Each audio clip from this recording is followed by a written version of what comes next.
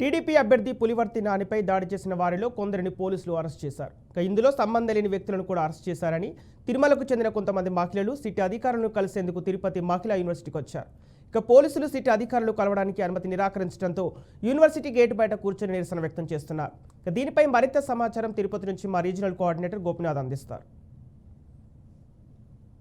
మహిళా యూనివర్సిటీలో పులివర్తి నాని పైన ఏదైతే మర్డటం జరిగిందో దానికి సంబంధించి ఇప్పటికే కూడా ఎన్నో అభియోగాలు వస్తున్నాయి. పోలీసులు ఇప్పటికే కూడా దాదాపుగా 13 మందిని అరెస్ట్ చేసిన నేపథ్యంలో కొంతమంది సంబంధం లేని వ్యక్తులు కూడా అరెస్ట్ చేశారంటూ కూడా కొంతమంది వాళ్ళ కుటుంబ సభ్యులు, బంధుమిత్రులు వాళ్ళందరూ కూడా ఆరోపణలు చేస్తున్నారు. తిరుమలలో కొంతమందికి సంబంధించిన వైసీపీకి సంబంధించిన నేతలను కూడా అరెస్ట్ చేసినట్టు చెప్తున్నారు. మొత్తం 13 మందిని అరెస్ట్ చేస్తే దాంట్లో హరికృష్ణ కూడా ఒక వ్యక్తి ఉన్నాడు. ఆయన కూడా ఎటువంటి సంబంధం లేదు. మరికొంతమంది కూడా సంబంధం లేని వ్యక్తులందరూ కూడా దీంట్లో ఇన్వాల్వ్మెంట్ చేశారంటున్నారు. మా ఎవరు మీ బాబు పేరు, ఏం పేరు, ఏం జరిగింది సార్? మా హరికృష్ణ మా పేరు, మా అబ్బాయి పేరు.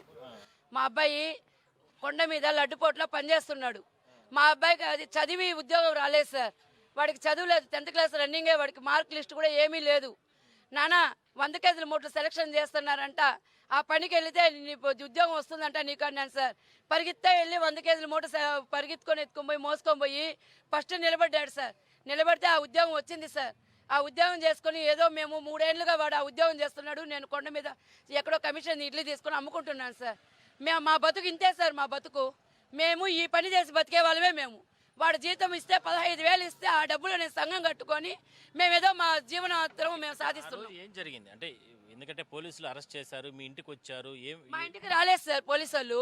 మా ఇంటికి రాలేదు. అక్కడెక్కడో చిన్న గొడవ వేశాడని వేరే 10 పిల్లకాయలు మా ఇంటికి వచ్చి మీ కొడుకును కొడతాం, మేము నీ కొడుకు చంపేస్తామంటే నాకు భయపడిపోయి నేను నా కొడుకుని తీసుకెళ్లి 2 టౌన్లో చెప్పాను సార్. తిరుమలలో CA Satyanarayana sir, CA sir దగ్గరికి వెళ్ళి, సార్ మా బాబు గొడవ వేశాడంట, వీడికి కొంచెం మందరిచ్చి వీడిని ఇంటికి పంపించండి సార్.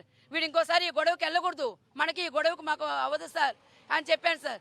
సరేలే అమ్మా నువ్వు వెళ్ళు ఇంటికి అన్నారు సార్. నేను వెళ్ళాను సార్. నా కొడుకుని తిట్టి పంపించాను సార్. నా కూడా నేను తీసుకెళ్ళిపోతాను అన్న. అవసరం లేదు నువ్వు వెళ్ళు అన్నారు. నేను వెళ్ళలేదు సార్. నేను కూర్చో అన్నాను. మరుసటి రోజు సార్ ఆధార్ కార్డు తీసుకొచ్చి నీ కొడుకుని తీసుకెళ్ళిపో, మేము ఎలక్షన్కి వెళ్ళాలి, ఇక్కడ మాకు ఏ పని లేదు, నువ్వు వెళ్ళు అన్నారు సార్. సార్ మా కొడుకుని తీసుకెళ్ళిపోయారు సార్ అంటే తీసుకెళ్ళిపో అన్నారు సార్. సార్ నా కొడుకు ఇక్కడ ఉంటే ఎందుకు సార్ ఏదో గొడవలు, మా చెల్లెళ్ళూరికి పంపిస్తాను సార్ తమిళనాడుకి అన్నాను. పంపించమ్మా అన్నారు. ఎప్పుడు మళ్ళీ ఎప్పుడు అరెస్ట్ చేశారు అతను? ఎప్పుడు తీసుకెళ్ళారు? 15వ తారీఖు అరెస్టు. తెల్లవారితో 10:30కి నా కొడుకు కనిపించలేదు సార్. సార్ వీళ్ళు ఫోన్ చేశారు సార్, రమ్మని చెప్పు నీ కొడుకుని ఇంకా అన్నారు. నాన్న సార్ ఏం లేదంటరా వచ్చేయి అన్నా నేను. వాడు ఊరి నుండి వచ్చేసాడు. వచ్చి స్నానం చేసుకొని వాడు మంచిగా ఇంటి సార్ అని వెళ్ళాడు. అంతే, ఆధార్ కార్డు తీసి పెట్టుకున్నారు. అరెస్ట్ చేశారు. చేసి ఎక్కడ తీసుకెళ్లారో కూడా తెలియదు. సుధాకర్ రెడ్డి సార్ ఇంట్లోనే ఉన్నారు సార్. ఇదే వీళ్ళ గొడవ వల్ల, చిన్న గొడవ వల్ల ఎంక్వైరీకి అనేసి అని తీసుకుపోయారు సార్. తీసుకుపోయేసి ఒక 10 నిమిషాలు మాట్లాడి పంపించేస్తామనేసి అని మళ్ళీ అసలు పంపించలేదు సార్. అసలు ఏ ఇన్ఫర్మేషన్ ఇవ్వలేదు సార్. ఫోన్లో ఏమో బ్లాక్ చేశారు. అసలు ఏం తెలియలేదు సార్. అసలు మళ్ళీ మరుసటి రోజు న్యూస్లో చూస్తే ఇటు మరి కడప జైలుకి పంపించేశారు సార్. అసలు తన ఇన్ఫర్మేషన్ కూడా ఇవ్వలేదు సార్. అసలు షాప్ పెట్టుకుని ఉన్నాడు సార్. ఆంజనేయ స్వామి సార్ అన్న సార్, మా అన్న సార్, నేను చెల్లిని అవుతాను. తనకేం సంబంధం లేదు సార్. ఎంక్వైరీ చేసుకోమని చెప్పండి సార్. ఇంతకుముందు ఏదైనా కేసులు ఉన్నాయా అలా కూడా చూసుకోమని చెప్పండి సార్. జస్ట్ పేరు మ్యాచ్ అయింది సార్. తన పేరు సుధాకర్ రెడ్డి. సార్ పైన అటాక్ చేసిన వాళ్ళు కూడా ఎవరో సుధాకర్ రెడ్డి ఉన్నారంట సార్. ఈ తిరుమల 2 టౌన్ సిఐ సార్ అంట సార్. పేరు మ్యాచ్ అయింది, తీసేయమని ఎత్తి పంపించేయమన్నారంట సార్. ఒప్పుకోనంటే కొట్టారంట సార్.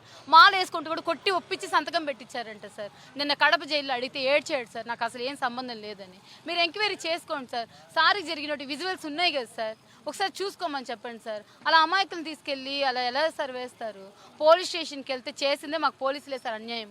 ఇప్పుడు ఇంట్లో మనిషి లేదు సార్. ఎప్పుడు పంపిస్తారో తెలియదు, ఏం చేస్తారో తెలియదు. ఎక్కడికి వెళ్ళాలి సార్ మేము? మీడియా ముందుకు వస్తే ఎవరో ఒకరు మమ్మల్ని చేసి పంపిస్తారని ఒక ఇది సార్. వాళ్ళకి ఏం జరగకుండా వాళ్ళు బయట రావాలి సార్. ఆ సిఐ సార్ అమ్ముడు పోయాడు సార్. అమ్ముడు పోకపోతే పేరు మ్యాచ్ వల్ల ఎలా సార్ వేస్తారు? కలిస్తేనే అసలు మాకేం సంబంధం లేదనే చెప్తున్నారు సార్. తన ఇంట్లోనే ఉన్నారు సార్. గొడవ జరిగిన రోజు 13వ తారీఖు నుంచి ఇంట్లోనే ఉన్నారు. అసలు బయటకు రాలేదు. మాట్లాడతామని చెప్పి తీసుకెళ్తే తినేవాడు చేయి కడుక్కొని వెళ్ళాడు సార్. మాల వేసుకుని ఇంకా మాల అలాగే ఉంది సార్. ఆడ జైల్లో కూడా మాల అలా వేస్తారు. మాల్లోనే ఉన్నారు. మాల్లోనే ఉన్నారు. మాల మాట్లాడి పంపించేస్తామని చెప్పి తీసుకెళ్ళి అసలు మళ్ళీ పంపినే లేదు సార్. ఏమంటే కడప చెల్లి పంపించేశారు సార్. ఇన్ఫర్మేషన్ ఇవ్వరా సార్ ఇంటి వాళ్ళకి ఏమైనా అయిపోయిందా ఏమి తెలీదా సార్? మీ వాళ్ళని తీసుకెళ్తున్నామని చెప్పరా సార్ పోలీసులు? టీవీలో న్యూస్ చూసి తెలుసుకున్నాం సార్ మేము. మనిషి కనిపించలేదనే మాకు అసలు ఐడియా కూడా రాలేదు సార్. టీవీలో తన ఫోటో చూసి కనుక్కున్నాం సార్ ఇలా జరిగిందని.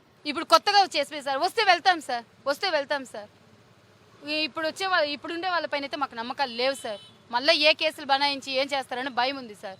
వాళ్ళకి ఏ ఆపద జరగకుండా వాళ్ళు బయట రావాలి సార్. మొత్తం మీద అంటే పులివర్తి నానికి సంబంధించిన ఇష్యూ ఏదైతే ఉందో వాళ్ళ ఇప్పటికే దాదాపుగా 13 మందిని అరెస్ట్ చేయడం జరిగింది. వాళ్ళందరినీ కూడా రిమాండ్ విధిస్తూ కడప జైలు కూడా పంపించడం జరిగింది. అయితే దానికి సంబంధించి అంటే సంబంధం లేని వ్యక్తులను కూడా వాళ్ళందరినీ కూడా అరెస్ట్ చేశారంటూ కూడా వాళ్ళ కుటుంబ సభ్యులు వాళ్ళందరూ కూడా ఇవాళ పద్మావతి మహిళా యూనివర్సిటీ గేటు బయట ఇక్కడ రోడ్డుపైకి వచ్చి సిట్ అధికారిని కలిసేందుకు కూడా వాళ్ళందరూ కూడా ఇక్కడ వేచి ఉన్నటువంటి పరిస్థితి. మొత్తం మీద మరి కాసేపట్లో తిరుపతి ఎస్పీ కూడా ఆయన ఛార్జ్ తీసుకునే అవకాశం ఉంటుంది. ఇవాళ ఛార్జ్ తీసుకుంటారు. ఆయన కూడా కలిసి తమకు జరిగినటువంటి అన్యాయం పైన ఆయనకు కూడా ఫిర్యాదు చేస్తామంటూ కూడా బాధితులు చెప్తున్నారు. Over to studio.